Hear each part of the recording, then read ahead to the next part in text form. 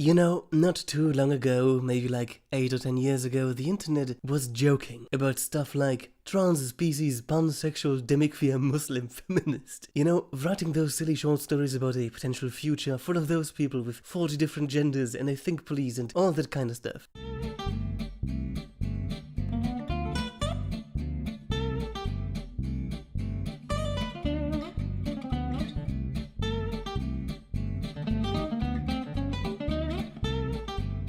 And then, slowly but steadily, came the first actual, real stories of this kind of mind-boggling nonsense. Admittedly, they were a rarity, but they still show the trend. In 2014 then came one of the most hilarious articles I have ever read. I am a feminist and I converted to Islam. An article that contained this absolute gem of a sentence. Surprisingly, Islam turned out to be the religion that appealed to my feminist ideals. Even back then I was completely and utterly convinced that that's just an exception, you know, just one lunatic with access to the CNN opinions section, but then this happened.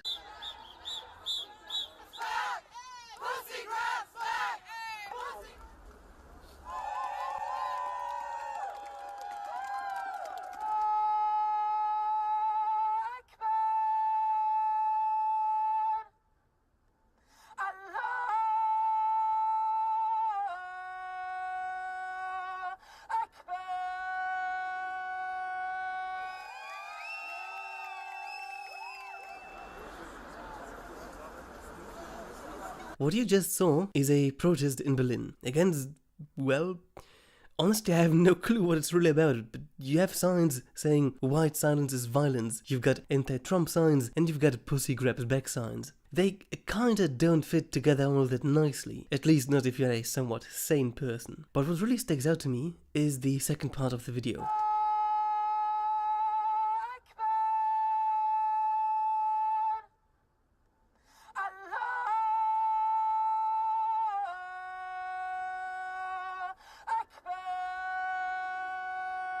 A female Muslim chanting Allahu Akbar while another protester has tears of joy in her eyes. So I looked a bit deeper into the whole protest. Apparently it was part of the Women's March protest series, which is basically a protest series against anything that is even remotely white, male, heterosexual or successful. Why is that important? Well, one of the big organizers and prominent figures of the Women's March in the US is Linda Sarsour, an outspoken advocate of Sharia. In 2011 she wrote, "Sharia law is reasonable, and once you read into the details, it makes a lot of sense. People just know the basics." I am completely speechless. Not because Islam, an ideology that plays the victim card until it's in a position to cut off your head, is now allying itself with feminism, an ideology that plays the victim card until it's in a position to cut off your balls.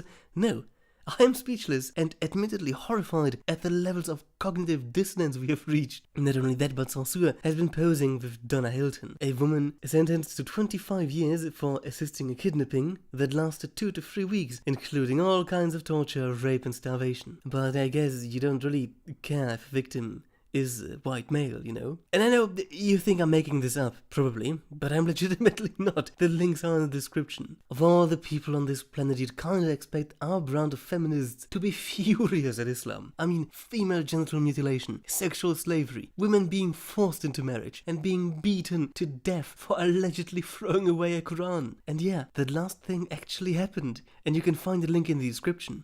Long story short, someone found a Quran in a trash can, word spread that it was a woman, and within a few hours, she was beaten to death by an angry mob. You can watch the entire ordeal on LifeLeak. Where is the outrage about that? Even in the UN, feminists are only ever complaining about Israel, never about the brutal conditions of women in the Middle East, about the massive anti-women protests in Afghanistan and Saudi Arabia. Nothing. Where is the outrage? And then it dawned on me. We've always had the answer for that. Oppression is prejudice plus power. Now, for those of you who don't know what that is, that's one of the many academic definitions that the new left just loves taking out of context and abusing it for their own needs. This definition is mostly used in an institutionalist context and is one of the measures of making racism actually measurable. It should not be used colloquially, especially if you have no fucking clue what it means. What the new left is basically using it for is to say things like, women can't be sexist against men, blacks can't be racist against whites, and Islam can't be sexist to you. Any of those axes of oppression can only ever be possible with privilege, with social power. In their eyes, Muslims are an oppressed, downtrodden class that lacks power to actually implement anything even remotely sexist. But on the other hand, the Western world, with all its power and privilege, can implement whatever sexist policy it wants. So in that twisted logic, it is completely understandable to complain about skimpy clothing in video games as being one of the biggest issues of today's world, while completely ignoring that they'd get beaten to death just for sharing a picture like that in an Islamic country. And before any one of you gives me this whole, but Islam is about equality, we can find tremendous levels of sexism on all levels of Muslim society, be it their scripture, be it what they believe in, or be it how they actually act. Let's start with their scripture. The Quran is extremely specific when it comes to sexual slavery, something that should be an issue for feminists worldwide. O Prophet, indeed we have made lawful to you your wives to whom you have given their due compensation, and those your right hand possesses. Quran 33:50. Those your right hand possesses is a term meaning slaves. Even back then, Islam was smart about those things and carefully avoided the Arabic term for slave where possible.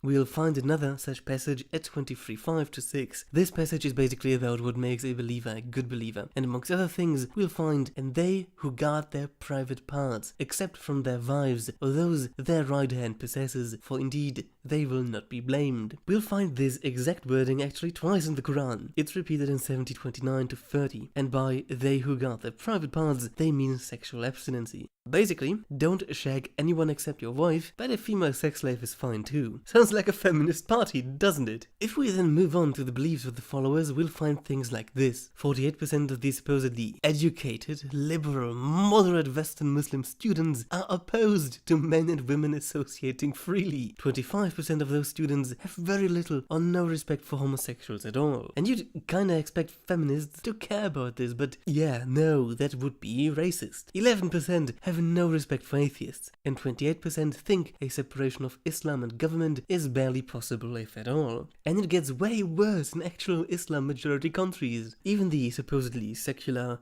liberal, moderate Turks are basically batshit insane. 16% support stoning people for adultery, 13% support whipping and cutting off hands for stealing, and 5% support the actual death penalty for leaving Islam. But to be fair here, compared to the likes of Egypt or Pakistan, Turkey is basically a secular utopia. 82% of all Egyptians and Pakistanis support stoning for adultery, and 84% of all Egyptians and 76% of all Pakistanis support the death penalty for leaving Islam. Wherever you look, wherever you go, Islam is always associated with oppression and sexism.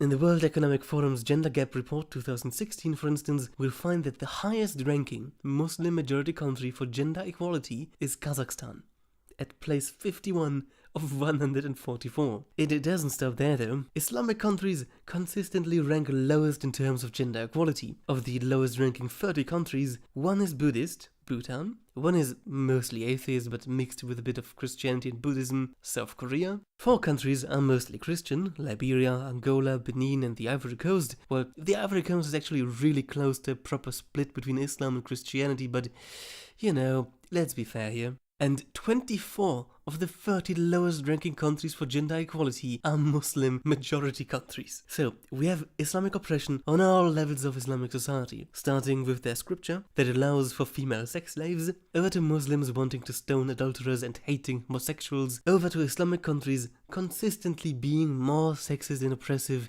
than non-Muslim countries. And Western feminists are like, meh. Just meh. And that's the entire point of this video. We have reached levels of cognitive dissonance and mental gymnastics that shouldn't be even possible in the framework of this universe, and I am absolutely horrified for the future. What a great optimistic way to end the video. I'm Dr. Layman, glad you tuned in, and as always, Babylon prevails.